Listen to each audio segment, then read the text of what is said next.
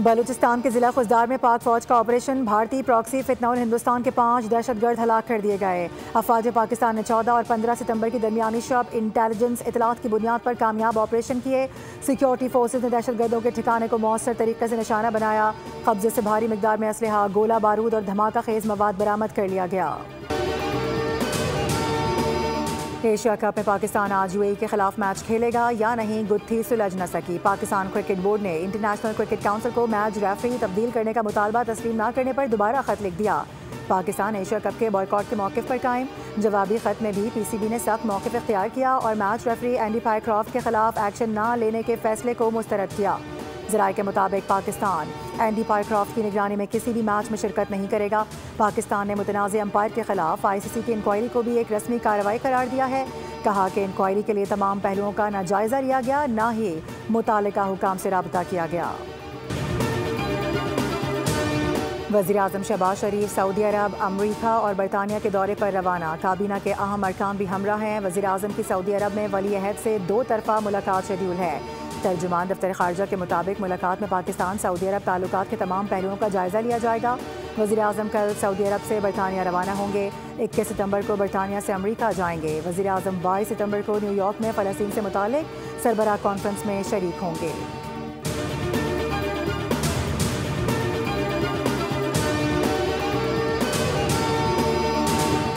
सैलाब मुतासरीन की बहाली और टैक्स हदफ पूरा करने के लिए मिनी बजट लाए जाने का इम्कान। मुजव्वज़ा मिनी बजट से कम अज़ कम 50 अरब रुपये इकट्ठे करने का हदफ मुकर्रर किया गया है। मिनी बजट में लग्जरी गाड़ियों, सिगरेट्स और इलेक्ट्रॉनिक सामान पर इजाफी टैक्स की तजवीज़ है। दरामदी अशिया पर जून में कम की गई रेगुलेटरी ड्यूटी के बराबर लेवी लगाई जा सकती है। इलेक्ट्रॉनिक्स अशिया पर 5% लेवी ज़ेर गौर है। FBI हुकाम के मुताबिक 1800 सीसी और इससे ज़ायद इंजन वाली लग्जरी गाड़ियों पर लेवी की तजवीज़, ताहम इजाफी टैक्स लगाने के लिए IMF से इजाज़त दरकार होगी।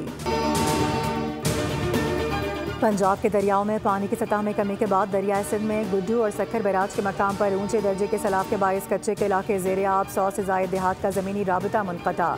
दरियाए सतलुज के सैलाब में कमी आने के बावजूद भी ओद शरीफ, तहसील खैरपुर, तहसील सदर बहावलपुर में भी दर्जनों बस्तियां बदस्तूर सैलाब में डूबी हुई हैं। सैलाब में फंसे लोगों को कश्तियों के जरिए खाने की फराहमी जारी।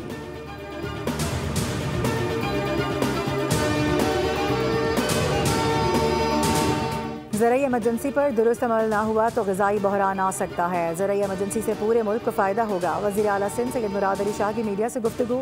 कहा कि किसानों को सपोर्ट करने के लिए जल्द पैकेज का ऐलान किया जाएगा। अक़वाम मुत्तहिदा में सैलाब मुतासरीन के लिए मदद की अपील करनी चाहिए। मुतासरा इलाकों से लोगों का इनखला जारी है। सैलाब के पेश नज़र हुकूमत सिंध की तैयारी पूरी थी।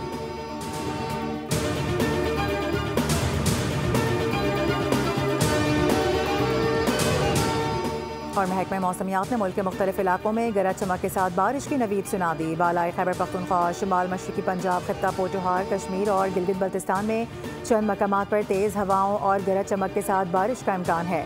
महकमा मौसमियात के मुताबिक कराची में भी जुमेरात तक हल्की बारिश और बूंदाबांदी का सिलसिला वक्फे से जारी रहेगा।